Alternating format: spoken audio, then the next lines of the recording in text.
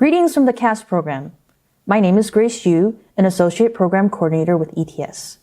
The purpose of this short video is to demonstrate the stage-adaptive nature of the Cal-Alt assessments and what to do when you have an item mismatch. Let's begin. Here are some important details about the Cal-Alt assessments you should know.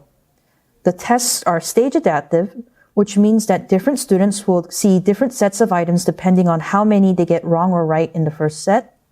The directions for administration, or DFAs, will contain instructions for all items and possible routing outcomes. So, the computer knows which items to give to the student based on the answers they give. But the DFAs are outside the system, and the test examiner should ensure that they're on the right place based on where the student is going on the test.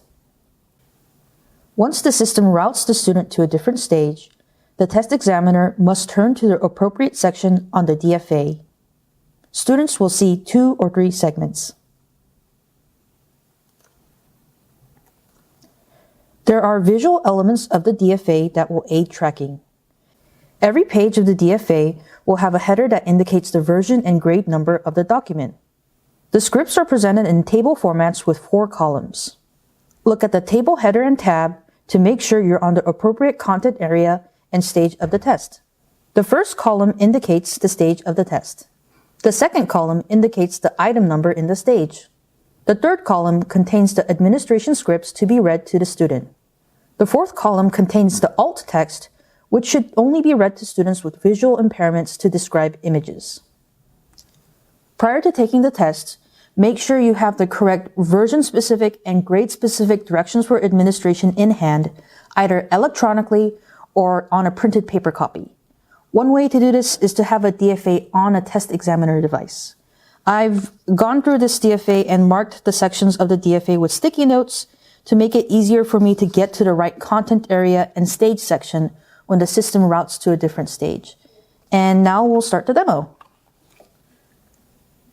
In the DFA, turn to the content area section you intend to test. In this case, we'll be taking math. In the student testing interface, after the Begin Test Now button is selected, the screen will indicate the version number of the DFA that the student should be testing with and which section of the DFA the test examiner should be on. All students will begin at Stage 1A. At this time, confirm that you have the correct version number in hand and turn to the appropriate section in the DFA. Turn to Stage 1A of the Math section of your DFA. Follow the administration script exactly as written and proceed with testing. When the student reaches the last question of the segment or the stage of testing, the student testing interface will indicate that the end of the segment has been reached. When you start the next section of the test, the testing system will automatically route students to the appropriate stage. Select the next button to move on to the next stage. The next screen on the interface should indicate which stage the student has been routed to. In this case, it is Stage 2, Tier 1. Flip to the corresponding section in the DFA. Follow the administration script exactly as written and proceed with testing. As a side note here, if you're ever unsure about which stage of testing the student is on, the first screen of each stage will show this. You can always navigate back to the first screen of the segment to remind yourself where you should be in the DFA. Please note that only questions in your current section are selectable. When the end of the test is reached, both the DFA and student testing interface will indicate this. The DFA will say End of Mathematics or ELA test. On the student testing interface, you'll see a screen like this that indicates the same. Select the End Test button to end the test. Select Yes to confirm.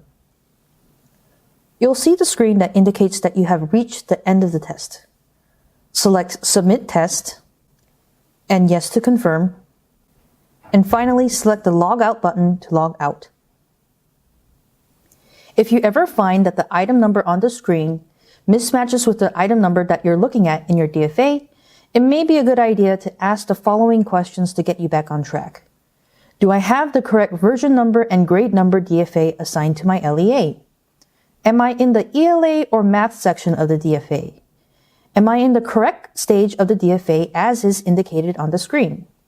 If this is ever in question, remember you can always navigate to the beginning of the segment that tells you what screen you should be on. Am I on the correct item number? This concludes the demonstration. Thank you and good luck with testing.